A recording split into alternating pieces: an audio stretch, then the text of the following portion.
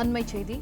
டாஸ்மாக் முறைகேடு வழக்கில் முன்னாள் அமைச்சர் செந்தில் பாலாஜிக்கு சம்மன் கொடுத்து நேரில் அழைத்து விசாரிக்க திட்டம் என தகவலானது கிடைத்திருக்கிறது. இது தொடர்பான கூடுதல் விவரங்களை எமது செய்தியாளர் கதிரவன் வழங்க கேட்கலாம். வணக்கம் கதிரவன், இது குறித்த மேலும் விவரங்கள்.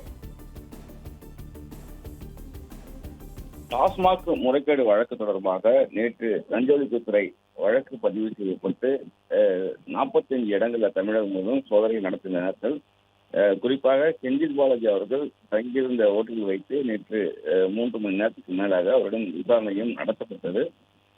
இந்த நிலையில் செந்தில் பாலாஜிக்கு மீண்டும் சம்மன் கொடுத்து நேரில் அழைத்து விசாரிக்க லஞ்ச ஒழிப்புத்துறை போலீசார் திட்டமிட்டிருக்கிறார்கள்.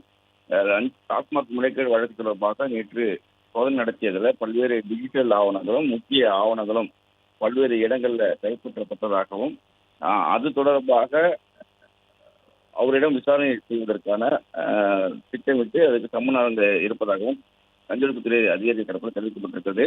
பறிமுதல் செய்யப்பட்டுள்ள ஆவணங்களை ஆய்வு செய்யும் பணியில் லஞ்ச ஒழிப்பு போலீஸ் தீவிரமாக இருப்பதாகவும் டிஜிட்டல் ஆவணங்களை சைபர் லேபில் கொடுத்தும் ஆய்வு செய்து வருவதாகவும் தெரிவிக்கப்பட்டிருக்கிறது. ஆய்வுக்கு பின் செந்தில் பாலாஜி மற்றும் இந்த வழக்கு தொடர்புடைய நபர்களுக்கு சம்மன் கொடுத்து விசாரிப்பதற்கு திட்டமிட்டிருப்பதாகவும் தெரிவிக்கப்பட்டிருக்கிறது.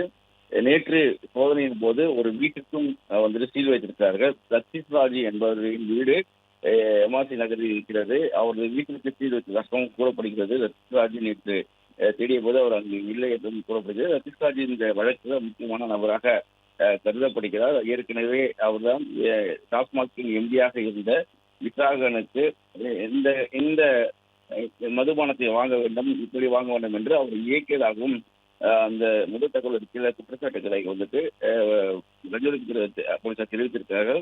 நேற்று அவர் வீடு தேடி சென்ற போது அவர் இல்லாத காரணத்தினால் அவர் வீட்டில் சீல் வைத்ததாக கூறப்படுகிறது. டாஸ்மாக் முறைகேடு வழக்கில் பல்வேறு குற்றச்சாட்டுகளை வைத்து 7 பேர் மீது வழக்கு பதிவு செய்து போலீசார் விசாரணை நடத்திய நிலையில மீண்டும் செந்தில் பாலாஜி அவர்களுக்கு சம்மன் கொடுத்து விசாரிக்க போலீசார் திட்டமிட்டிருக்கிறார்கள்.